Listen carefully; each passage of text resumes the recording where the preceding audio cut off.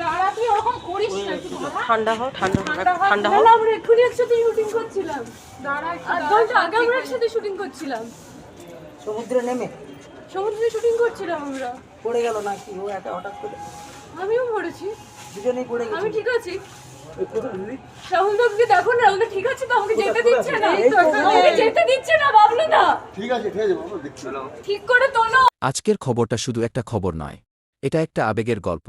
জনপ্রিয় অভিনেতা রাহুল ব্যানার্জি-এর মৃত্যুর রিপোর্ট সামনে আসতেই স্তব্ধ হয়ে যায় সবাই, কিন্তু সবচেয়ে বেশি ভেঙে পড়েন শ্বেতা ভট্টাচার্য। রিপোর্টটা হাতে পাওয়ার পর তিনি নিজেকে আর সামলাতে পারেননি। চোখের জল থামছিল না এক মুহূর্তের জন্যও। যে মানুষটা সবসময় হাসতেন, আজ তার স্মৃতিতেই ভেঙে পড়লেন শ্বেতা। রাহুল ব্যানার্জি, তার অভিনয়, তার হাসি, সবকিছুই থেকে যাবে আমাদের মনে। কিছু মানুষ চলে যায়, কিন্তু তাদের গল্প কখনো শেষ হয় না।